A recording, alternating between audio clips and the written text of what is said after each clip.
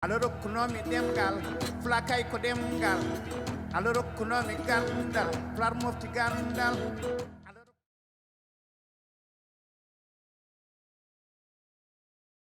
L'enjeu du secteur minier artisanal en République de Guinée.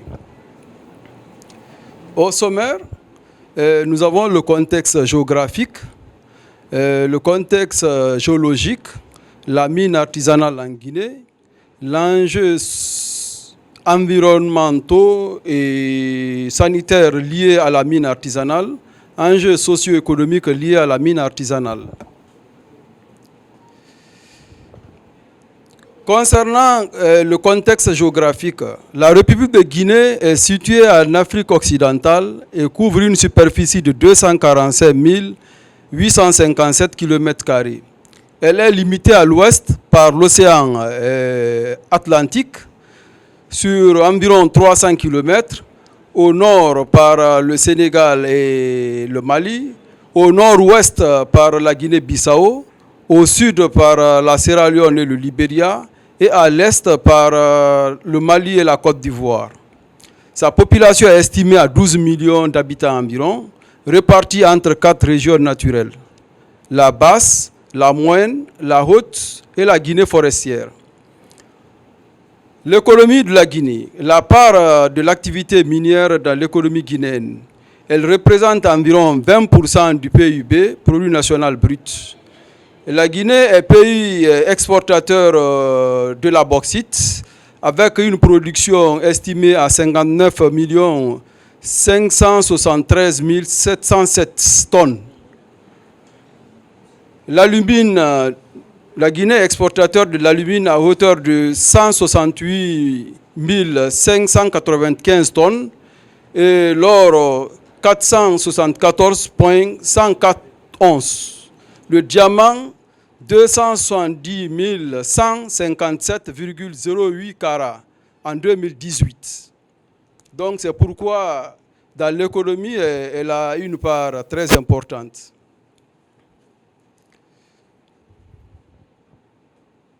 Le contexte géologique. La République de Guinée appartient au craton ouest africain.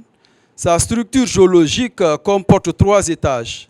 Il y a le soubassement cristallin, il y a la couverture plissée de la plateforme cristalline du socle et la couverture sédimentaire avec des intrusions basiques, ultra basiques, ainsi que des corps kimberlitiques. La mine artisanale en République de Guinée. Les substances exploitées sont essentiellement l'or et le diamant en matière artisanale, mais aussi des pierres gemmes et le granit ornemental.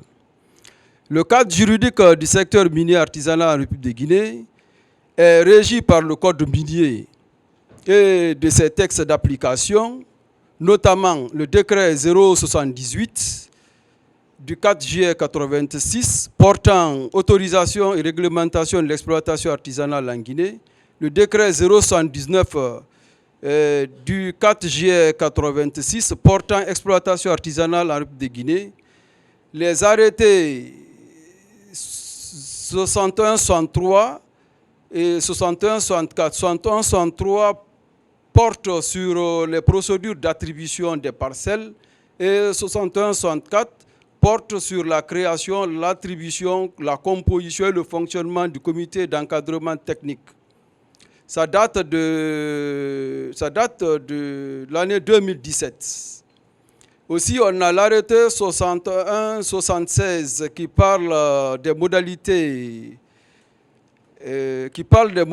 de paye des taxes et redevances liées à l'exploitation artisanale. Le degré d'organisation de cette activité, en République de Guinée, nous sommes organisés en coopératives et associations. Nous avons notamment dans l'or l'UNADOG, on a l'UNOG, dans le diamant et dans l'or, on a aussi CONADOG et UNADOR.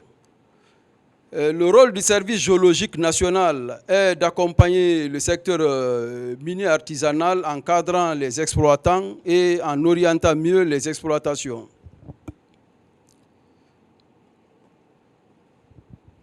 L'impact sur l'eau. Donc là, l'impact direct, c'est sur les rivières, les lacs, les nappes phréatiques. La destruction des cours d'eau, l'ensablement des rivières et les rejets et infiltration des produits chimiques, mercure et cyanure sont très notables de nos jours. L'impact sur la déforestation se résume sur la coupe abusive des bois de soutènement dans les puits et pour d'autres fins, du fait de l'augmentation de la densité humaine.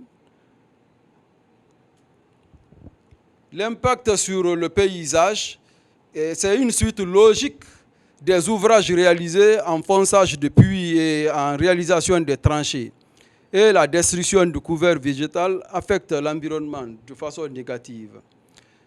Sur l'impact de la santé, la venue de divers horizons entraîne la dépravation des mœurs et coutumes à travers la prolifération de drogues, les mariages temporaires, la prostitution et aussi ça accentue les maladies sexuellement transmissibles, y compris le sida. Bon, concernant l'enjeu socio-économique lié à la mine artisanale, le rôle des femmes. Sur le plan social, les femmes assurent les travaux parmi les plus pénibles. En effet, le transport, le broyage et le lessivage des gravats sont, entre autres, les activités qui leur sont dévolues. Elles s'occupent aussi du petit commerce de biens et services sur carreaux mine. Et aujourd'hui, avec l'évolution de l'artisanat vers la petite mine, nous enregistrons des femmes propriétaires des moyens mécanisés en outils d'extraction. Le rôle des agriculteurs, éleveurs et artisans mineurs locaux. Dans ce sillage, à l'amont, l'agriculture, l'élevage constituait l'essentiel dans ces zones des activités, des préoccupations de la population. Mais avec ce gain facile, cette activité passe au second plan et laissant libre cours à l'exploitation anarchique de l'or.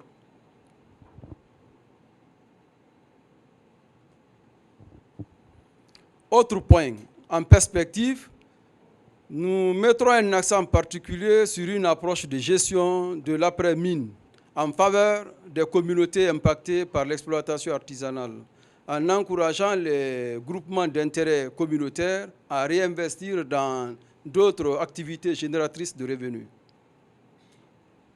Je vous remercie.